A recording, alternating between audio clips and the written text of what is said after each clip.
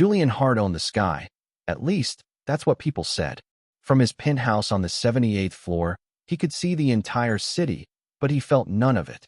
His walls were white, his furniture silent, his life perfectly curated. But every morning, he found himself staring at one thing through his telescope, a mural on a building far below. It changed often, layers of color, rage, beauty, and pain. He didn't know who painted it, only that it made him feel something real. And in his world of gold and glass, that was rare. So he started watching, day after day. The artist came after midnight, hooded, fast, and focused. Julian first saw her from above, small, quick hands moving like music. She painted on broken bricks with unmatched intensity. He couldn't see her face, but her movements told stories. Once, she stopped, looked up at the skyline, and flipped it off. He laughed aloud, alone in his penthouse. He didn't know her name, but something about her made his walls feel colder. He needed to see her up close. One night, Julian left his tower and walked down into the city's bones. He wore a plain jacket and a hoodie, trying not to look like a billionaire. It wasn't hard. In the real world, he felt like no one. He found the alley and saw her painting stars over a broken door. She noticed him instantly and kept her distance. "Whatever you're selling, I'm not buying," she said. "I'm just watching," he replied. "Your work, it's alive." She smirked. "That's more than I can say for you." Her name was Ria. She didn't ask his. She said she painted to survive, because rent wasn't always guaranteed, but paint was cheap. He returned night after night, bringing coffee and silence. They didn't talk much, but sometimes she let him hold a brush. He ruined a few sections, and she laughed, really laughed. It was the first sound that made his chest ache in years. She didn't know who he was, and he liked it that way. Julian started slipping out of meetings, missing events, ignoring calls. He bought blankets and food and left them nearby without saying they were from him. Ria always knew, but never mentioned it. She was proud, but not foolish, kind, but not naive. He learned she slept in a tucked-away corner behind a warehouse wall. She made her space with cardboard, brushes, and a little music player. When he saw it, he wanted to cry, but didn't. She only said, "It's not a palace, but it's mine." One rainy night, she got sick. He found her shivering, coughing, unable to stand. Without asking, he carried her to his car. She fought him at first, yelling and weak. But he wrapped her in his coat and whispered, "Please, just this once." He took her to the penthouse, not caring who saw. She woke up wrapped in silk sheets, surrounded by a view of the stars. Her first words were, "I like my wall better." She tried to leave, but he asked her to stay until she felt strong. He made tea, scrambled eggs badly, and played jazz. They sat on the floor instead of the couch, and she painted on the window glass. He gave her brushes, and she filled the silence with light. "I don't belong here," she said once. "I don't belong anywhere," he replied. For the first time, the glass didn't feel so cold. It felt like a window instead of a barrier. Ria's presence transformed the space. She painted dreamscapes on clear walls and planted color where gray had ruled. Julian didn't care what his investors or friends thought. He cared only that her laughter stayed. But reality crept in like cracks in a mural. Reporters spotted her leaving his building. Rumors started, whispers of scandal, of a billionaire and his street obsession. She saw the headlines and quietly packed her things. Julian begged her not to go. "I don't care what they say," he told her. "But I do," she answered. "They'll never see me as anything more than a stain on your image." He reached for her hand, but she pulled away. "I've fought too hard to become someone," she said. "I need to stand alone, not in your shadow." He let her leave, even though it broke him. And suddenly, the penthouse felt even higher and emptier. Weeks passed without her. The mural stopped changing. He walked the streets, hoping to find her, but she was gone. He went back to the wall where she used to sleep and found a note. It read, "Don't look for me. Let the colors lead you if you really see me." So he did, chasing murals through the city like breadcrumbs. Each one carried part of her soul, and in each one, he saw a little more of his own. Julian followed the murals across the city, each one more powerful than the last. They were messages in color, rising suns, breaking chains, open hands. He found one in a tunnel that simply read, "Still breathing." Another, on a school wall, said, "We are more than survival." He saw her everywhere, but never in person. The woman who once painted for herself now painted for the world. Her silence was loud, and her colors even louder. And yet, he missed the quiet moments most. One night, Julian found her painting beside a playground wall. She looked thinner, tired, but still full of fire. She didn't stop when she saw him. He stood behind her in silence, letting her finish. Finally, she said, "You really followed the colors." "I'd follow you anywhere," he said. She didn't answer, but she didn't walk away either. That was enough to give him hope. They sat on a bench while kids played around them. Julian handed her a sandwich, and she accepted it without resistance. He told her about the days without her, the silence, the static, the loneliness. She told him about the mural projects she'd started in shelters and youth centers. They were both different now, less afraid, more grounded. "I didn't leave because I didn't love you," she said. "I left because I needed to love myself first." He nodded, heart full and breaking at once. They started meeting in secret, beneath bridges, behind abandoned stores. It wasn't romantic in the traditional sense. It was raw, messy, human. They painted together again. No audience, no luxury. Julian learned to listen without fixing. Rhea learned to lean without losing herself. Their love was slow now, like brushstrokes on brick. But it was finally real. Rhea invited him to one of her workshops. He watched her teach children how to turn pain into beauty. He saw in her what he never found in boardrooms: purpose. Afterward, she smiled at him, paint smudged across her cheek.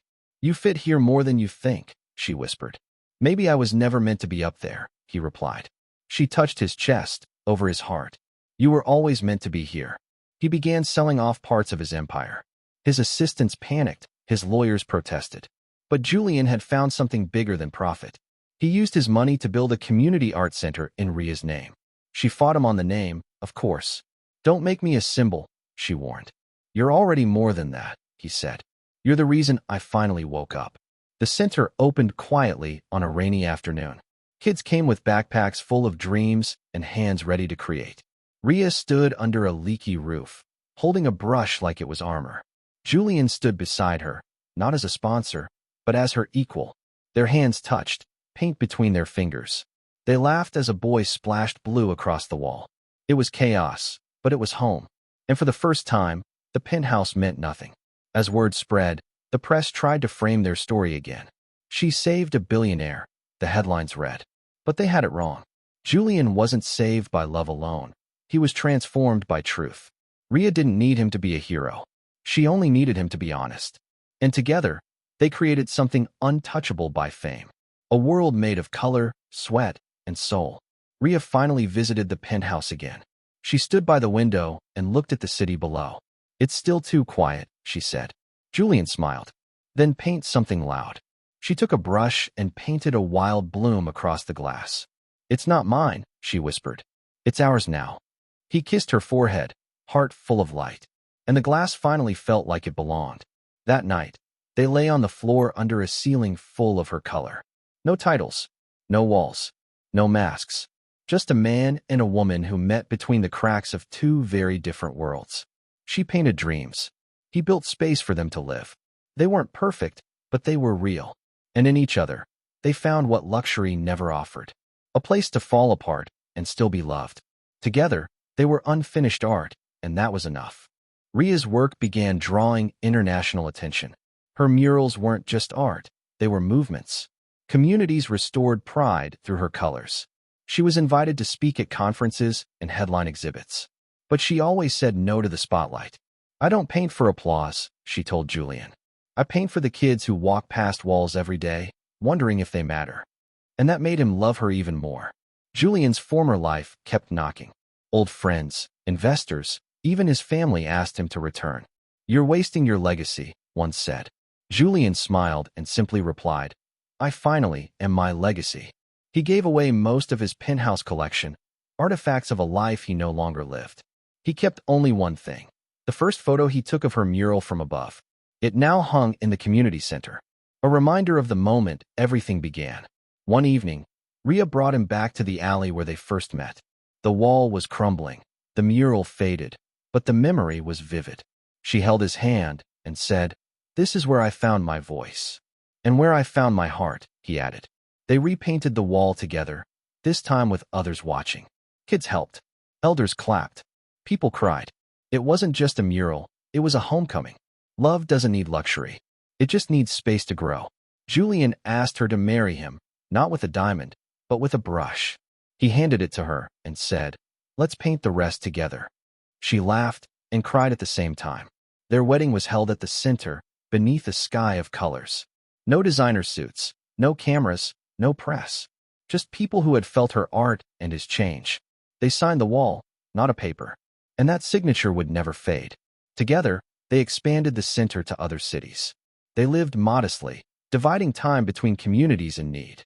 Julian taught budgeting and business skills to struggling artists. Ria kept painting, always on public walls, never behind glass. They lived in a small apartment above one of the centers.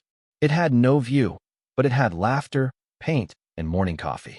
They didn't miss the penthouse, not even once. Because happiness no longer lived in high places. One day, Ria received news that changed everything. She had been nominated for a Global Peace Prize in art. Julian smiled, proud, but she hesitated. "I never wanted the world to watch," she said. "Let them," he replied. "They're not watching you. They're watching hope." She accepted, not for herself, but for the kids who now believed. And when she stood on that stage, she painted instead of speaking. The world finally listened. As the years passed, their love only deepened. There were fights about money, time, exhaustion, but never about dreams. They always dreamed together. Julian once said, "You taught me that art isn't about control, it's about letting go." She replied, "And you taught me I didn't have to do it alone." Their bond was messy, colorful, imperfect, just like the walls they loved. One morning, Ria sat beside the wall of their first home. Children now ran past it on their way to school. She touched the bricks and whispered, "Thank you." Julian found her there, holding a brush, smiling. "We've painted a life," she said. He nodded. "And it's still not finished." She handed him the brush, just like she did the first time. And they kept going, stroke by stroke. They grew old without noticing. Their hands grew shakier, but their spirits never did. The community grew around them. Murals, gardens, music. People no longer whispered about the rich man and the street girl. Now, they said, they gave us color. Legacy wasn't in what they owned, but in what they shared. And love was written on every wall. Not in gold, but in paint. The penthouse was eventually sold and turned into a scholarship fund. The alley where they met became a protected landmark. Ria's last mural showed two hands painting the same heart. Julian added the final brushstroke the day she passed. He didn't cry publicly, he painted, and the world knew it was his goodbye. Underneath, he wrote, "She gave me color, and I gave her forever."